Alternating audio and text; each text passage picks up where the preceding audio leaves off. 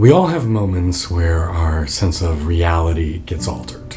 A moment where that which seems completely impossible suddenly becomes terrifyingly real. A moment like walking down the street and suddenly realizing that there is a dinosaur walking beside you. This shouldn't be happening, but somehow it is. Moments like these might come in the form of a partner of 25 years who you thought you were in a loving relationship with. You come home one day and find them with their bags packed and a farewell note. It may come in the form of an unexpected cancer diagnosis when all you thought you had was the flu. Maybe you're like the young man I was reading about the other day. He checked himself into the ER because he was vomiting and had severe stomach pain. Didn't seem like anything was terribly wrong with him, couldn't find anything in the tests. They ended up opening him up and found out that he had something called bowel death, where his lower intestines were basically necrotizing. He never woke up. For me, a moment like this happened when I was 29. According to a friend of mine who watched this whole scene unfold, a friend who is a therapist, by the way, she said if this were happening to me, I would have to be locked into a padded cell for the rest of my life. Incidentally, she never spoke to me again after that. Having my first boyfriend dump me unexpectedly was hard. Losing my best friend of 20 years, who just one day ghosted on me, was even harder. But this was a moment where my mind almost shattered. Because this was the day that my savior abandoned me.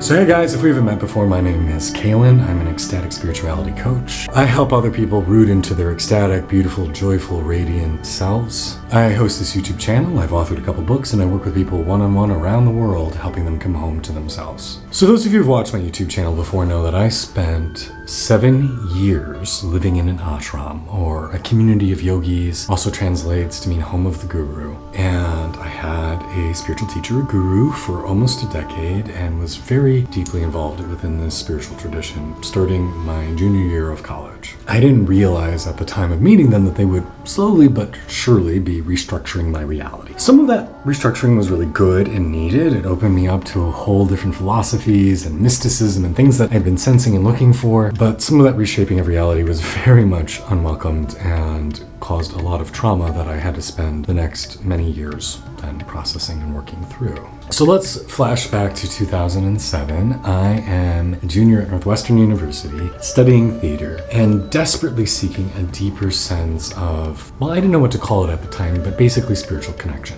When I was younger, I remember having these phenomenal spiritual experiences, leaving my body, talking to God, seeing colors and shapes and presences, and I wanted more of that. I wanted a deeper connection to the divine. I didn't know what it was called, I didn't know what I was looking for, but I know I was looking within the Methodist Church where I grew up, and they couldn't give me answers. And so I started searching elsewhere. I looked at Baha'i, I looked at Mormonism, I looked at Judaism, and the thing that finally kind of got my attention was this weekly meditation and yoga class at my local gym of all places. And the woman who ran it would do an hour and a half of yoga and then an hour of meditation. And just for the sake of privacy, we're going to call this woman Asha. That's not her real name, but we're going to go with that for today. I became very invested. I started buying some of the books that she would read from. Largely they were her guru's books, and I started to have spiritual experiences. Like I can remember sitting in my college apartment reading his book, and for the first time feeling my heart chakra open and being like, whoa, what is this? I became very into it very quickly, and she suggested that I join her yoga teacher training program, which I couldn't because of my class schedule. But there was an opportunity to go out to the main ashram outside of Boulder, Colorado, where the guru lived and where there were dozens and dozens of people there living and working and doing yoga and teaching and doing sacred practices. And it worked out perfectly with my schedule, and I had a scholarship that wanted to pay for it. So the summer before my senior year, I went for a month to do meditation teacher training and yoga teacher training. And it was this intense feeling of homecoming. Not only was I finding the answers to the questions that I was longing for, I was finding people who were having deep, meaningful, real spiritual experiences. They had real practices to guide you into connection with the divine, like sitting at a sacred fire at 4 o'clock in the morning, offering rice as you chanted mantras, doing pujas, sacred offering, doing visualization, doing breath work, energy work. And while I was there, I took it upon myself to ask if I could go to the meditation classes with the guru in residence. He was down the hill at a second ashram, and I was the only person in my yoga teacher training who went more than once. I think a couple people went once. I went 3 times to meet him. And I want to say that there was this huge, like, oh my God, the sky is opening, clouds are parting, sort of energetic experience when I met him, but there wasn't. It was pretty ordinary, but I did feel like there was a sense of depth, and I felt like I found my community. You know, as somebody who spent most of his young life searching for people like him, this was the first time I ever found a group of people where I was like, you're like me. You think about the same things I think about. You want the same things. You consider the world in a similar way. Now, this school identified as a Kundalini school of yoga, a tantric school of yoga, so it's very much focused on this idea of transmission of energy from the guru. The Sanskrit word for that is called Shaktipat, and it's given through touch or word. You can get it through a book if the guru is somebody who supposedly has spiritual energy, Shakti. And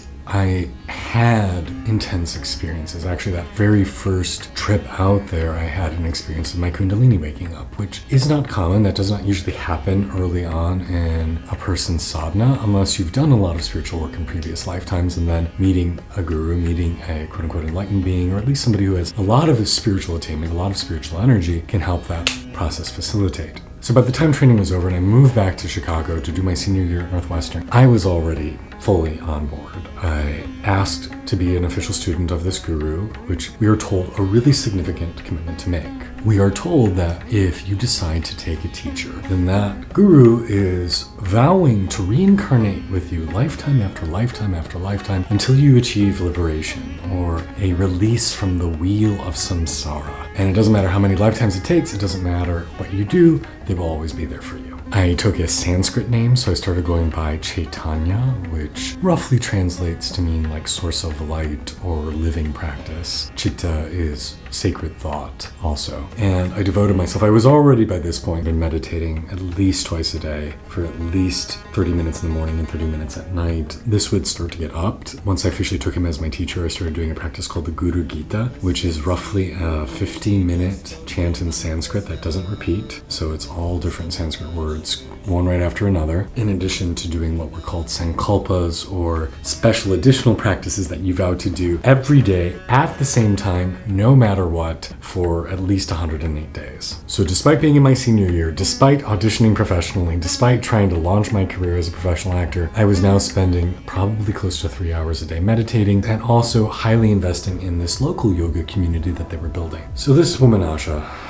interesting lady. I've talked about her in a previous video. In hindsight, she was a really challenging personality, somebody who was very power hungry, extremely controlling, and I don't think necessarily looking out for other people's good. And she made it clear that if we weren't at meditation almost every day, which was 30 minutes away from campus for me by bike, she wouldn't take us seriously. On weekends, we had to volunteer to scrub the floors of her yoga studio and scrub the walls and scrub the sidewalks and do all this manual labor that really didn't need to be done. And by the time I graduated, she asked me to move into their residential community, their ashram that they were putting together and building. So I did everything they asked of me. I stopped eating meat. I became vegetarian for about 7 years until I started getting so sick that my doctor told me I had to start eating meat again. I started living off of 3 to 4 hours of sleep because, again, acting work, you're at the theater, you're late. When I was in college, obviously I had homework and other things I had to do. So for several years, I just didn't sleep. And living at the ashram, you weren't allowed to nap. You weren't allowed to have just leisure time. You always had to be working. You always had to be productive doing something. In addition, I would annually take 3 to 4 trips out to Colorado or their third ashram in Hawaii to go sit at the feet of the guru and do selfless labor and to chop wood, carry water, that sort of thing. But right from the very beginning, I was getting treated different by the guru. I was told that I was more or less special. When other people had to literally chop and carry wood, I got invited to paint walls or redecorate or go on shopping trips. I got to do more fun stuff. I got to stay at the guru's personal ashram, the smaller one, where guests usually weren't allowed to go. He would pick me up in his pickup truck and take me around and give me secret teachings. I got invited into his house more than A few times he pulled me aside and said, you have a lot of potential. You know, you could do this. You could teach, you could do what I'm doing if you want to. But I think it's important to remember that how people treat a guru it's not like a friend. It's not like a mentor. It's not like just a teacher as we think about it here in the West. You're taught to see them as God incarnate. You are taught to see them as a perfected being who can do no wrong. Anything they say or do is perfect. You cannot confront them. You cannot challenge them. They will never be replaced. You will never outgrow them. They are your God, basically. When you go to meditation class with a teacher or a guru, everyone has to arrive 30 minutes early. You sit, you center, you open, you meditate. The teacher is escorted by 2 armed guards. He walks through the room, comes, sits basically at a throne at the front in front of all the statues, or murtis they're called. There'll be chanting, there'll be silent meditation. If it's a quote-unquote advanced class where you're working directly with Kundalini, then he'll make eye contact with you. Otherwise, you'll just stare adoringly at him. And then when it's over, you stay seated. He gets up, leaves, is escorted out by his guards back to a private abode, and once he's secured, then everybody else is invited to get up and leave. Now, if this sounds a little cult-like, I've addressed that in other videos. Yes, but is there also historical precedent for this in how gurus are treated and respected in the East? Yes. Now, my teacher was American. His teacher, one of his 2 teachers, was American. His other teacher was Indian. So it was a little foreign, but it's amazing what you can accept and acquiesce to and come to see as normal in a very short period of time when they have something that you want, and when you feel like you belong somewhere, when you find a sense of community and cohesion and love, you're willing to do a lot. And do not be mistaken. One of the most important skills you're taught to do with a guru is the art of surrender, which means you give up everything for him. You give up your personal power. You give up your name. You give up your choices in life. The guru will tell you who you can marry or date. He'll tell you what kind of jobs you can have. He can tell you if you're allowed to live in the ashram. He can even tell you if you're allowed to have children. And you do all this because of the agreement you've signed up for, which is if I give everything to you and learn to be totally surrendered, you will give me your energy and you will give me enlightenment. Now, I want to put a little caveat here. The guru tradition does go back many, many years, but in Vajrayana Buddhism, which is one of the esoteric schools of Eastern mysticism headed by the Dalai Lama, they've actually talked about the idea that can we have a guru in the current world? In Vajrayana Buddhism, there's 3 jewels: the Sangha, the community, the Dharma, the teachings, and the guru, the teacher. They're actually suggesting that maybe we need to give up the 3rd jewel nowadays because it's really not possible to have a healthy relationship given social media and power dynamics, and it's very rife for abuse. But it's important that you hear all this because for almost a decade, I saw this person as God incarnate. And even now, even after all the shit that will go down, do I still have love for this person? I do. Do I still have respect for this person? I do. Do I think that there were very genuine, real spiritual teachings there? I do. But he also broke my heart.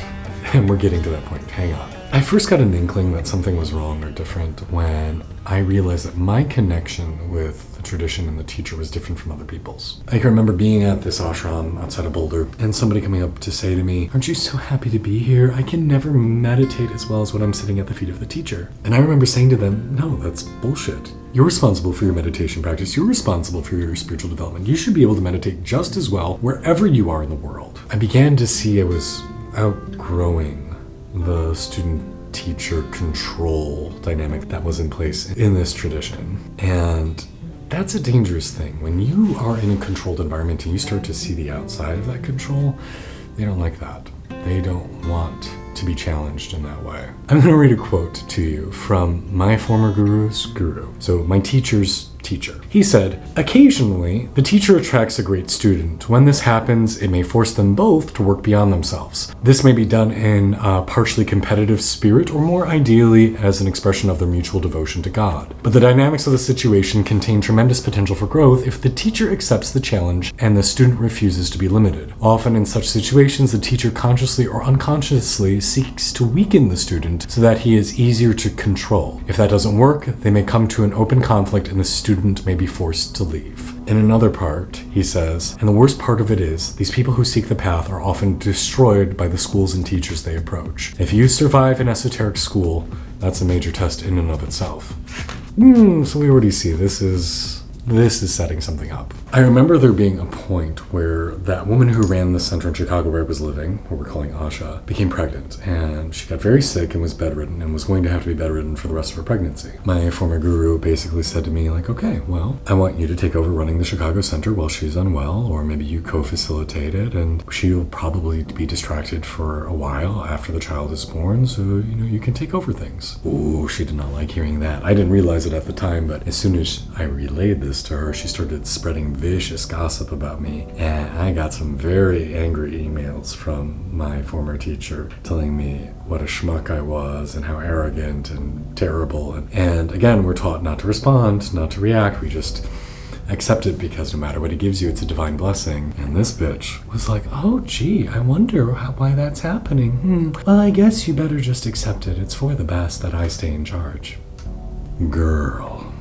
One of the special projects I was given by him was to help keep an eye out for their daughter, because the guru and his wife's daughter was deciding to attend college in Chicago, and they said, look out for her, keep an eye on her, be her friend, and I was happy to. I really liked this young woman. She was lovely, and she was actually the first person I ever made out with when I was starting my coming out journey, so we have a very special connection. Over time, this young person started to identify as gender fluid and eventually transmasculine, and her parents couldn't handle that. And I would hear from them or him these horrific stories of what they would say on the phone and what they would say via email, and this wouldn't square with what I had in my head of who these people were, and I was like, no, this isn't possible. I wouldn't believe it. It actually got so bad for him that he had to auto forward every email to his therapist so he wouldn't have to see it, because it was so abusive and so much gaslighting and so much cruelty. So there were whispers about my teacher and his partner not being the bodhisattvic, enlightened, kind-hearted people they projected themselves as being, but when you're enmeshed in this doctrine, you can't see it. And again, I don't mention these people by name because I do think there is a lot of good that they do, and there is spiritual truth there. And if you are in the periphery of the spiritual tradition, I think it's actually a beautiful place to be. And I think most spiritual teachers have a very human side, have a very dark side, and I think it's one of our lessons about being on this planet is to not qualify something as entirely good or entirely bad, but to be able to take the treasure, be able to take the nourishment, and then reject the stuff that contained it. Reject, surrender, vomit up the stuff that held the treasure. Because if you eat a plant, for example, there's going to be the stuff you can't digest, there's going to be the stuff that nourishes you. You got to pass the other shit through. Literally. And so tension began to build between me and my friend's parents because I was starting to stand up for them. I was listening when they would call me and say, oh, I can't believe this is happening, yada, yada, yada. And I'd listen and try to be reassuring, but I could tell that there was friction starting to develop between us. And as I grew and became more independent and less beholden to these people, I remember saying to the guru's wife once, like, yeah, the guru is really important, but at the end of the day, you're responsible for your own work. She didn't like hearing that. And then one day, and I was at a really delicate place because I had just decided to leave acting, which was the career I had wanted since I was 8 years old. I had studied in college, I had worked hard for it for all of my 20s, was 29 at this point, and I didn't know who I was without that. My identity marker was gone. And I had just moved back from LA to Chicago. I was living with my then fiance, now husband, and me and the guru's wife were having just a nice text exchange. And I wrote back, and I'm pretty sure this is a direct quote. I deleted the text so I can't check, but I'm pretty sure the direct quote was, "Your child is happier than I've ever seen them. I hope one day you'll be able to see that." And then suddenly all the stories that my friend had told me about what their parents were doing came to the forefront. Now affected me directly. I got this tirade via text message, one right after another, saying virulent, hateful things like, and don't have it so I can't quote it, but I'm pretty sure it said things like, "Fuck you, you fucking asshole. Who the fuck do you fucking think you are, you manipulative prick?" Like, this is not language that I think anyone who identifies as a spiritual leader should use. I don't think it's language that anyone who says they love you should use. Me and my husband have a rule that we will never use anything other than words of kindness with each other, and if either of us ever scream or swear at each other in that way, that is reason enough for dissolving our relationship. Like, we will not be treated that way. But on and on it came, this hateful tirade this hateful flood. And again, I did what I was trained to do. I didn't respond. I swear to God, I didn't respond to a single one. I sat there and took deep breaths. But as the hours went on, they kept coming. I'm like, what the fuck happened to this woman? What is going on? Why am I getting these text messages? And then I start to get emails from her husband, my former teacher, saying, what's going on? That's it. No subject, just what's going on? And then 20 minutes later, another one, stop it. And I'm like, stop what? I'm literally not doing anything. I'm thinking in my mind, is she saying that I'm provoking her or harassing her? Is he noticing her sending all these furious text messages and thinking I'm doing something? Which I wasn't. My husband had planned this beautiful day of adventure for the two of us with restaurants we were going to and a taco street festival and an art museum and with one of my friends. And so we tried to proceed as if it were normal. And as we got into the middle of the afternoon, I got another text message after it being quiet for a good 2 hours that said, verbatim, I guess that was our first fight. Let's hope it is our last. Let's pretend like this never happened. And I'm like, girl, that was not a fight. A fight is two ways. That was a tirade. I still didn't respond to her. I was like, I don't know what to say. And then another 45 minutes go by. Probably not even that long. So not long enough to give me adequate time to process and respond. Like I'm thinking, okay, give me a couple days to process and feel this out and then I'll reply. But that didn't happen because I got another email from my former teacher that said, and I quote, you are no longer my student. I never want to see you again. Don't come back.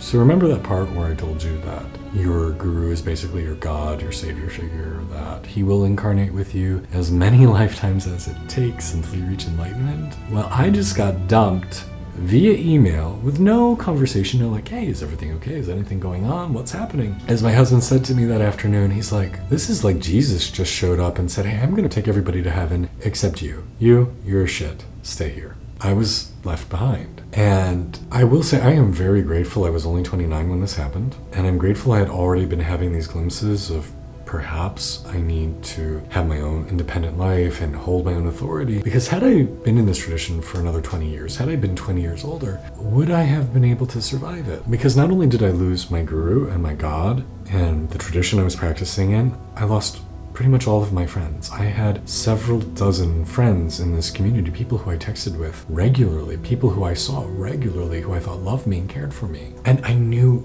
what was going to happen on the other side because I'd seen it time and again. When somebody would leave or get kicked out, they were never spoken nicely of. They would always spread rumors about that person went crazy or something happened that they had to leave. And so no one reached out to me except for 3 people. One asked me to apologize and come back. And I said, hell no, I didn't do anything wrong. The other was my friend, the therapist, who said if this were happening to me, I'd have to be in a padded cell. She never replied after that. And then the third said, yeah, well, it's bad, but I just accept it because that's what you do. Granted, she grew up in an alcoholic household, so she was used to accepting things, but I would not. I would refuse to be treated that way. I don't think anyone should ever be treated that way. That is abuse. What my trans friend went through for years was abuse. Oh, and if you think any of this was bad, my poor trans friend, about 9-10 months after all this happened, he got an email from his parents, my former teacher and his wife, saying, and I promise I am not exaggerating this, saying, we have legally adopted a 23-year-old woman to replace you, and we have given her your former name now that you've changed it. Her parents fucking replaced her with another adult woman of her age and gave them his former fucking name. Like, if that is not an act of cruelty, intense cruelty.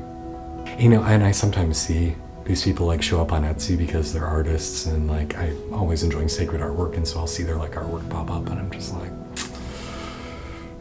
Om Namah Shivaya, let it go, let it go, let it go. And I think it's for the best that despite having a pretty visible YouTube channel, no one from this tradition has ever reached out to me. I'm pretty grateful for that because I don't think I've had very kind things to say. I've done a lot of healing to love and forgive and to let go and to take the good and leave the bad. But at the end of the day too, you also have to hold people accountable. And when somebody really acts in a reprehensible way, we are not supposed to just lie down and take it. Yes, be kind, be respectful, don't cause pain, don't cause suffering, but don't just allow them to continue to punch you and punch you and punch you. Step out of the way. And so that's why I don't name them.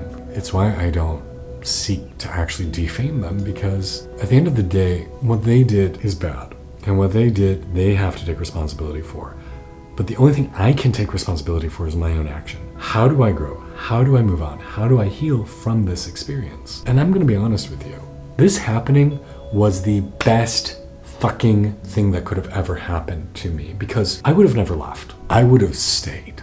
Even though, in hindsight, I was being limited by my guru. Even though I had learned what I could learn from them, and it was time for me to head out on my own. Even though I don't think he was acting from an enlightened, positive place at that moment, I think it was, in fact, the universe working through him that I needed to be shoved out the door. And often this actually is the case for people who have reached a high level of spiritual attainment, is they have been thrown out by the spiritual tradition that kind of grew them and raised them. It's a very common story. This needed to happen, so I actually do think this was for my highest good, and I am deeply grateful that my former teacher acted this way, even though it really could have fucked me over seriously. Like, I could have become a shell of a person. I could have had my mind splinter. That this was so intense of a world-distorting event that my God abandoned me. It fucking made me stronger. Because if I can survive that, then I can survive a hell of a lot. It taught me my resiliency, it taught me my grit, it taught me my personal power. I learned after all those years of surrender to reclaim my power and to reclaim what I've achieved as my own, to listen to my own intuition, to reclaim those practices I learned as a young person before entering the ashram that I was told to reject. I began to study with other people and read books that I wasn't allowed to, and to develop in ways that were meaningful to me. And I have a more joyful, a more rich, a more deep spiritual life than I ever had prior. And that was the thing, as part of the ashram, you were told if you left, your life would go to shit. Everything would fall apart. All the good things that come in your life is because the guru gave them to you, and everything bad is because you weren't working hard enough to connect with the guru. And now, sans guru, I fucking love my life. And I'm happier than I've ever been, and I'm so damn grateful for what I have and where I've been. But this was a really hard journey for me to go on. One of the other things that this experience really gave me was the fact that after watching somebody abuse their power so much, it made me realize that if you were going to lead others, if you were going to teach or guide, then you need to be the most humble. You are not the greatest. You're not sitting at a throne in the front of the room. You are the servant washing people's feet. You are the dirt underneath them, creating the path on which they will walk. You are the lowest of the low, and through that service, through that mindset, you serve. You offer what you can. You're not the greatest, you're the lowest. And having this experience of somebody holding their power over other people deeply, deeply rooted me into it and made me afraid of ever doing that myself. I will say the lesson from it is this. Shitty things happen, but a lot of good can come of it. And people can be acting from a really selfish place, but still, it can be a divine blessing. And also, you can have people who are coming from a really open, loving place, and bad shit can happen. And so what we need to do is just stay open, stay grateful, stay kind, and do our best to take with whatever life has given us, separate the chaff from the wheat, as they say, let go of the shit that held your treasure, let go of the container, and just take that which is ripe and juicy and drink it in and use it for your spiritual growth, for your personal development. I have so much gratitude for this person, for all the beautiful gifts he gave me, and also for all the terrible shit he gave me that then I had to work through and heal from. Because if we can get there, we'll eventually realize that everything in life is a blessing. The painful stuff, the pleasurable stuff, the light, the dark, the positive, the negative, all of it is a blessing. And for that, I am deeply, deeply grateful. Or hell, who knows, maybe this is just what I'm telling myself to preserve whatever is left of my sanity. I'm Kalen. This is Ecstatic Self. Thank you for your time and listening to my story today.